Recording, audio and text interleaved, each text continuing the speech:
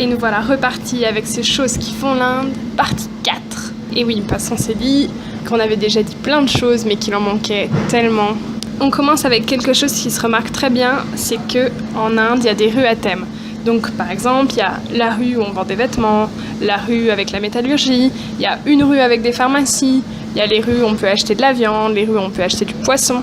Du coup, si vous êtes dans la rue des vêtements et que vous cherchez une pharmacie, va falloir trouver la rue des pharmacies. Dans les rues, à l'air libre, vous avez du poisson, de la viande, des poulets exposés comme ça, avec des mouches autour, des petites bêtes. Et vous pouvez me croire, ça ne donne pas du tout envie d'en manger.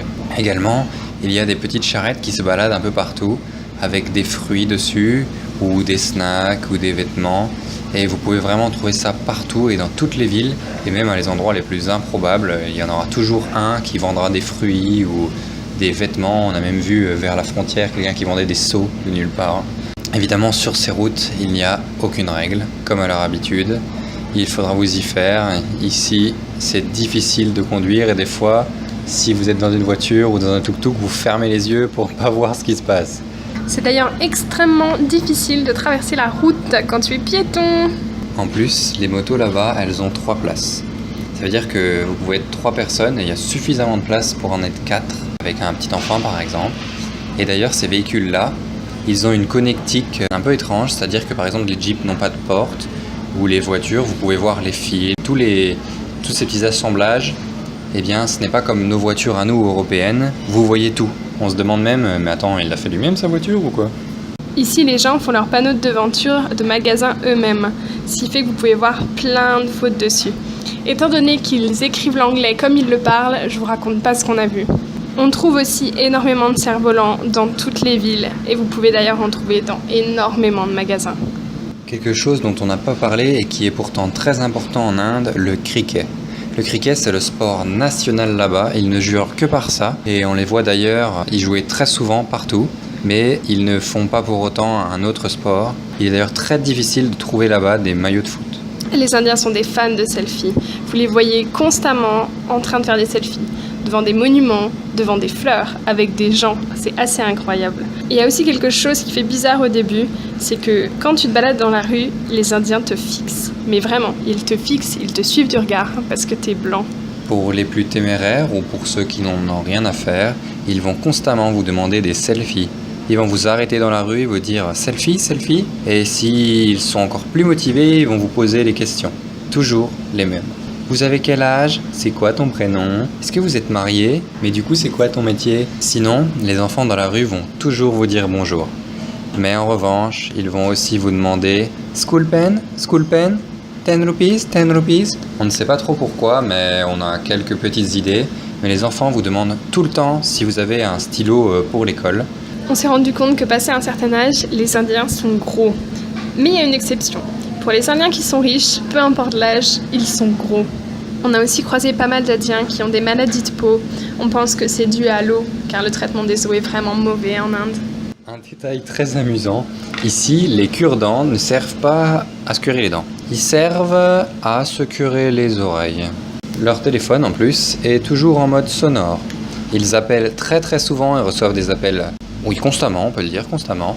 Et du coup, vu que le volume est toujours au volume hashtag démentiel. D'ailleurs, quand ils regardent des vidéos ou quand ils jouent à des jeux sur leur téléphone, le volume est toujours à fond. Les Indiens grignotent constamment. Et un truc assez horrible, ils mangent la bouche ouverte. Ces mêmes insupportables Indiens crachent partout, tout le temps. Ça va aussi avec le tabac qu'ils recrachent, mais ils ne s'empêchent pas de cracher constamment dès qu'ils en ont envie.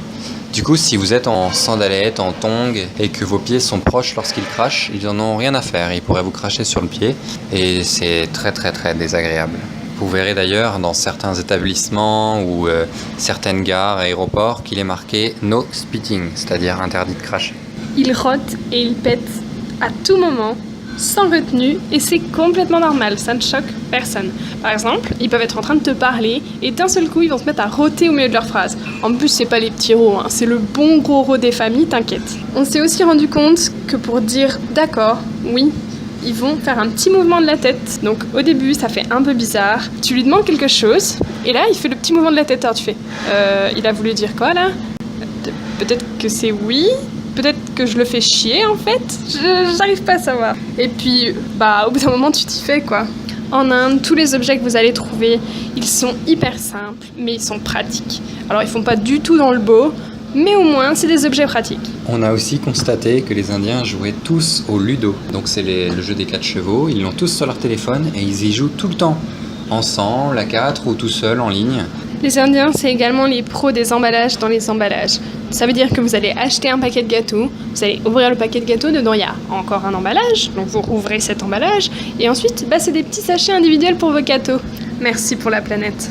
Il y a également des aliments qui coûtent autant, voire plus cher qu'en France, notamment le chocolat, qui est vraiment beaucoup plus cher qu'en France. En parlant d'aliments, des fois, dans les restaurants, ils refusent tout simplement de cuisiner ce qu'il y a sur la carte. Soit parce qu'ils n'ont pas envie, soit parce qu'ils n'ont pas envie d'aller acheter les aliments parce qu'ils n'en ont plus dans le frigo. Et ils peuvent également vous dire « Non, désolé, on est fermé », alors qu'il y a des gens qui sont en train de manger dans le restaurant et que c'est marqué sur la carte qu'ils sont ouverts jusqu'à 3 ou 4 heures après. Évidemment, leur cuisine, tout est fait avec de l'huile, surtout en friture, mais constamment pour tout, que ce soit pour des bonbons, que ce soit pour les légumes, que ce soit pour la viande, tout se fait avec l'huile. On s'est aussi rendu compte que parfois, sans raison, les Indiens mangent debout. Même s'il y a des sièges, même s'il y a de la place. Non, je sais pas, ils prennent le truc et ils commencent à manger debout. Et c'est normal. Et voilà, c'est la fin de cette 4e vidéo sur ces choses qui font l'Inde.